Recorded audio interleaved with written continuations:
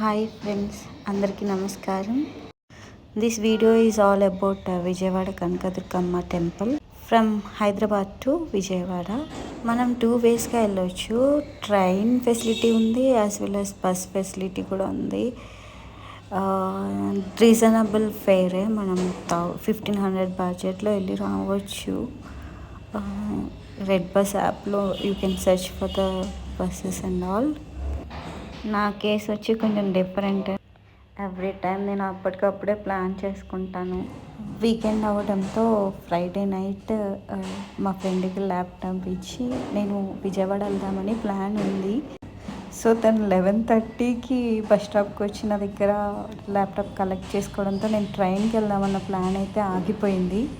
11:30కి last train అన్నట్టు హైదరాబాద్ నుంచి. ఇంకా చేసేదేం లేక అప్పటికప్పుడు రెడ్ బస్ యాప్లో బస్ బుక్ చేసుకున్నాను. 11:15కి అరౌండ్ బస్ ఉంటే 11:05కి టికెట్ అయింది రెడ్ బస్లో. నెక్స్ట్ స్టాప్ ఇంకా నాదే. నేను బస్ ఎక్కాను. బస్ ఎక్కేసి మార్నింగ్ 4:30 అలా అయింది దిగేసరికి. అండ్ మీరు బస్ ఎక్కినా ట్రైన్ ఎక్కినా పెద్ద ప్రాబ్లం ఏం లేదు. అక్కడ లోకల్ ఆటోస్ ఉంటాయి. సో వాళ్ళని నేను కృష్ణా నది దగ్గర దింపమన్నాను, ఎందుకంటే కార్తీక మాసం కాబట్టి. సో నాకు తెలీదు ఎవ్రీ టైం కార్తీక మాసంలో దీపాలు వదులుతారని. ఈసారి అయితే నేను వెళ్ళాను, దీపం వదిలాను. అమ్మవారికి చీరలు ఇవన్నీ తీసుకున్నాను. అక్కడ అడిగాను పెళ్ళికాని అమ్మాయిలు ఇవ్వచ్చా అని. ఇవ్వచ్చు అన్నారు. సో నేను అక్కడ స్నానం చేసి ఈ దీపం పెట్టుకొని దీపం వదిలి దెన్ అక్కడి నుంచి లోపలికి అయితే వెళ్ళలేదు, కొంచెం లోతు ఎక్కువ ఉందని చెప్పి పైప్ వాటరే పెట్టారు. ఇంకా అక్కడ నుంచి మనం తీసుకోవాలి, స్నానం చేయాలి. నేను ఎవ్వరూ లేదు, సింగిల్గానే వెళ్ళాను. డ్రెస్ చేంజింగ్ కూడా రూమ్స్ ఉంటాయి, కాకపోతే లగేజ్ పెట్టడానికి ఇబ్బంది అయింది. నేను అక్కడ ఒక అంకుల్ని రిక్వెస్ట్ చేశాను. తను చూశారు గాడ్స్ సేక్. నాకు అంకుల్ సపోర్ట్తో లగేజ్ అయితే తను హోల్డ్ చేసుకున్నారు. మిగతాదంతా నేను సెల్ఫ్గా చేసుకోవాల్సి వచ్చింది. అండ్ టెంపుల్ దర్శనానికి వెళ్ళినప్పుడు లగేజ్ కౌంటర్స్ ఉంటాయి. అక్కడే చాలా లేట్ అయిపోయింది. హ్యాండ్స్ అయితే చాలా పెయిన్ వచ్చాయి. 1 అవర్ నాకు అక్కడే లగేజ్ పెట్టడానికే సరిపోయింది. టెంపుల్ లోపలికి ఏమి ఎలో చేయరు. లగేజ్ పెట్టి ఇంకా దర్శనానికి వెళ్ళాను. మనం పైకి కొండ మీదకి ఎక్కడానికి కృష్ణా రివర్ నుంచి బస్సు ఉంటుంది, దేవస్థానం బస్సు. అది ఎక్కొచ్చు. 10 రూపీస్ టికెట్ ఛార్జ్ చేశారు. పైనుంచి వ్యూ అయితే చాలా బాగుంటుంది. నేను లగేజ్ పెట్టే వరకు ఫ్రీగా లేను, పెట్టాక హ్యాపీగా వ్యూ చూశాను. కృష్ణా నది మంచిగా కనిపిస్తుంది. లోపలికి వెళ్ళాను. టెంపుల్ లోపలికి చూసిన తర్వాత దర్శనానికి 1 to 2 hours ఈజీగా పడుతుంది. ఫ్రీ దర్శనం ఉంటుంది. 100 రూపీస్ ఉంటుంది, 200 రూపీస్ ఉంటుంది.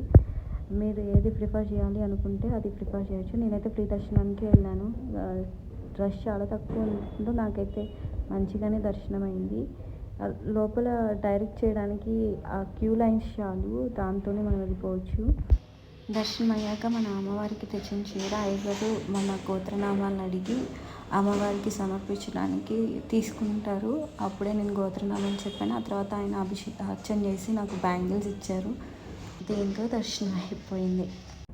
Funny part of the trip ఏంటంటే, నేను దర్శనం అయ్యాక ఒక పర్సన్కి మొబైల్ ఇచ్చి ఒక పిక్ తీయమని అడిగాను, రిక్వెస్ట్ చేస్తే తను యాక్సెప్ట్ చేశారు. బట్ తను పిక్ తీస్తున్నా సరే నాకు ఏంటో మొబైల్ మీదే ధ్యాస. మొబైల్ చేతికి వచ్చే వరకు మనశ్శాంతి లేదు. That's how the Vijayawada trip is. మీ రిటర్న్లో కూడా కొండ మీద నుంచి కిందకి రావడానికి బస్సెస్ ఉంటాయి. ఆ తర్వాత మీరు ఎక్కడికి వెళ్ళాలన్నా railway station connectivity and bus stand ఉంటుంది. నేనైతే భద్రాచలం వెళ్దాం అని ప్రిపేర్ అయ్యాను మా హోమ్ టౌన్కి. సో నేను బస్సే ప్రిఫర్ చేసుకున్నా, 5 hours జర్నీ. సో నేను వచ్చాను. నేను అమ్మవారిని చూశాను. నవ్వు మొహం నాకు చాలా బాగా అనిపించింది. నా ఫేస్లో కూడా స్మైల్ వచ్చింది. సోలో ట్రావెలర్కి నా వీడియో హెల్ప్ఫుల్ అవ్వాలని అనుకుంటున్నాను. Thank you so much. Bye.